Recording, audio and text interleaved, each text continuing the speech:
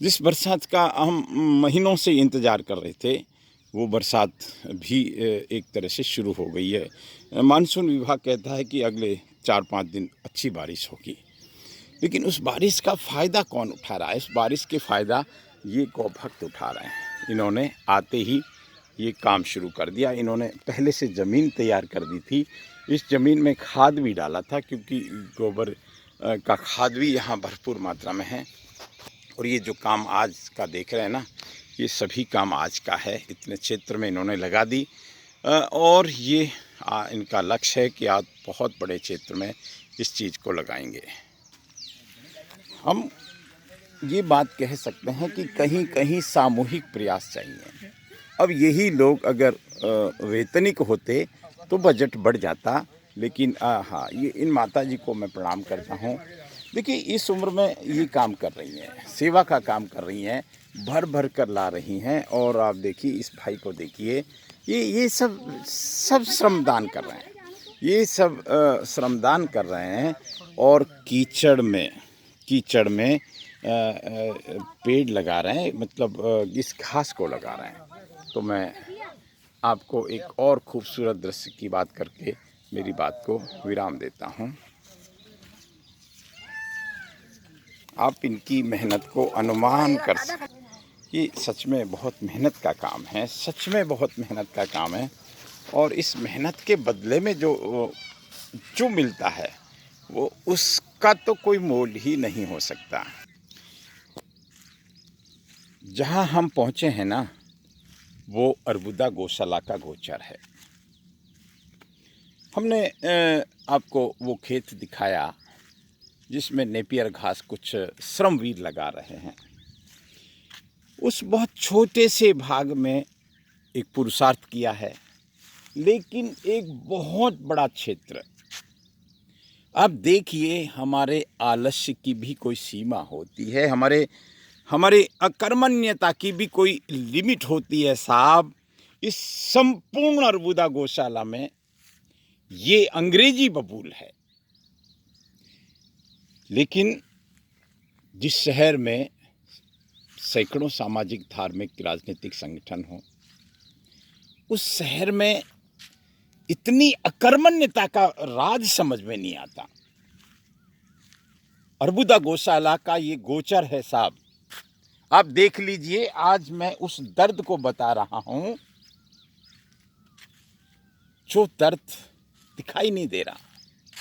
ये वो क्षेत्र है, इसके लिए कोई शब्द नहीं है साहब। ये जो सोना जैसी मिट्टी है ना, इसमें इस निर्लज्ज अंग्रेजी बबूल का अखंड साम्राज्य है।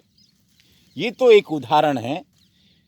बाकी सिरोही छोड़िए, राजस्थान के, हमारे देश के सभी गोचर और ओरण अंग्रेजी बबूल के घर बन गए हैं। इसकी और एक कहानी मैं बताता हूं आपको।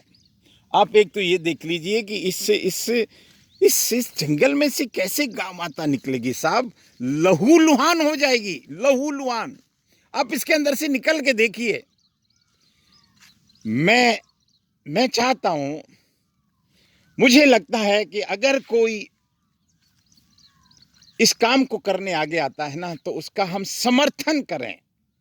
इस संपूर्ण अंग्रेजी बबूलों को जड़ सहित निकालकर अगर इसमें वो सेवण घास, नेपियर घास या कोई भी घास लगा दी जाए, देखिए, वन टाइम इन्वेस्टमेंट है, लाखों का खर्चा है।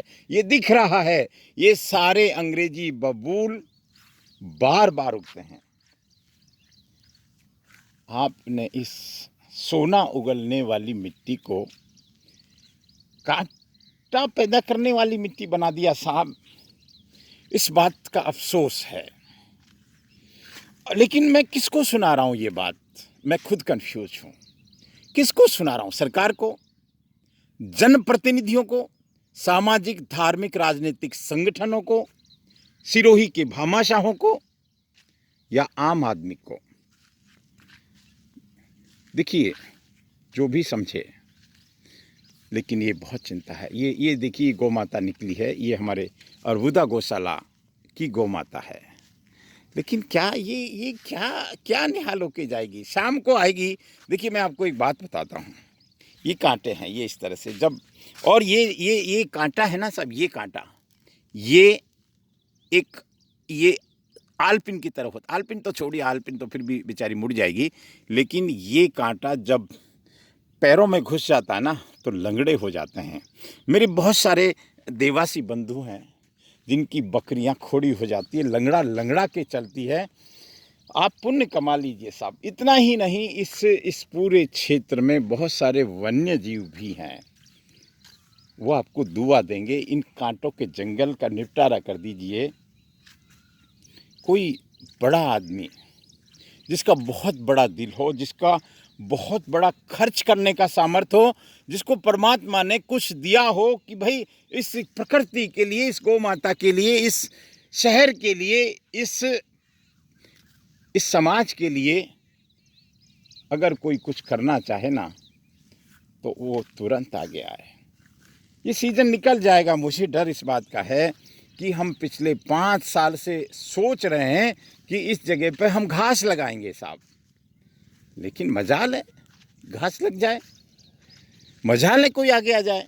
हाँ, राजनीति के लिए लोग आगे आते हैं, एक चर्चा, परिचर्चा, आलोचना, उसको गिराना, उसको बढ़ाना, उसको चढ़ाना, उस काम के लिए खूब आगे आ जाते हैं। लेकिन मैं सिरोही के तमाम जागरूकों को इस बात को आज कह रहा हूँ साहब, आप इस सिरोही टेम्पल्स के माध्यम से इस बात को समझ सकते हैं तो समझिए कि इस पूरे क्षेत्र को हम चाहते हैं। चाहना से काम हो जाए ये इसकी कोई गारंटी नहीं होती, लेकिन मुझे लगता है कि इस अरबुदा गौशाला में कोई बड़ा व्यक्ति, बड़ा दिल वाला व्यक्ति इस गौशाला से अगर जुड़ जाए और इसमें ये 1500 बीघा में समय रहते हुए, देखिए ये बरसात 2 महीने में निकल जाएगी, इसमें बहुत तेज़ी से काम करना पड़ेगा। और सरकार को भी चाहिए कि इसमें बहुत फुर्ती दिखाए। इस क्षेत्र को डेवलप करने में बहुत कुछ कहा जा सकता है, लेकिन दर्द के सिवा इस क्षेत्र को मैं जब देखता हूँ, क्योंकि इसके बिल्कुल पास में कालका तपोवन है। आज से 10 साल पहले जब मैं आता था इधर तो मुझे लगता है कुछ हटके होना चाहिए, कुछ 10-20 हज़ार पेड़ लगने चाहिए, बबूल साफ़ होने चाहिए, और जहाँ चाह होती है वहाँ राह निकल जाती है। पर्यावरण सुरक्षा संस्थान का निर्माण किया, गठन किया, कुछ भामाशाह जुड़े, कुछ प्रशासन का एक पॉजिटिव रुख था। तत्कालिक जिला कलेक्टर श्रीमान मीणा साहब, श्री राम मीणा साहब ने बड़ी जोश दिखाया और 3 दिन में योजना बनाई, और उस 3 दिन की योजना से आज 12,000 देसी वृक्ष और इतने ही देसी वृक्ष और रोपित वृक्ष ऐसे करके उसमें 20,000 से अधिक का जंगल है। मैं मेरी बात को विराम देता हूँ, लेकिन अब जागने का वक्त आ गया।